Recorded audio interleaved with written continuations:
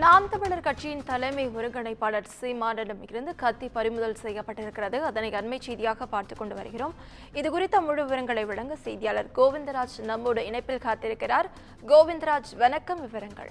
நவீனா, திருச்சி நீதிமன்றத்தில் திருச்சி சரக டிஐஜி வருண்குமார் கொடுத்த புகாரின் அடிப்படையில் விசாரணைக்காக ஆஜராவதற்காக நாம் தமிழர் கட்சியின் தலைமை ஒருங்கிணைப்பாளர் சீமான் இன்று காலை திருச்சி நீதிமன்றத்திற்கு வருகை தந்தார்.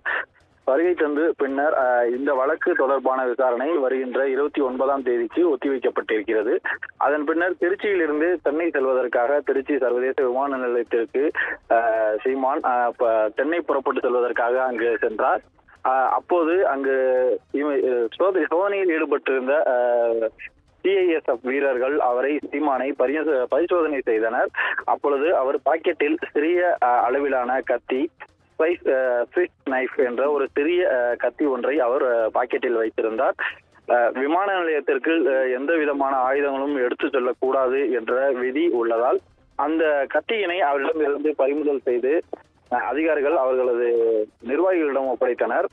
அதன் பின்னர் சீமான் அங்கிருந்து உள்ளே புறப்பட்டு சென்று விமானத்திற்கு சென்று விட்டார். இந்த சம்பவம் காரணமாக திருச்சி விமான நிலையத்தில் சிறிது நேரம் பரபரப்பு ஏற்பட்டது. நவீனா, விவரங்களுக்கு நன்றி கோவிந்தராஜ்.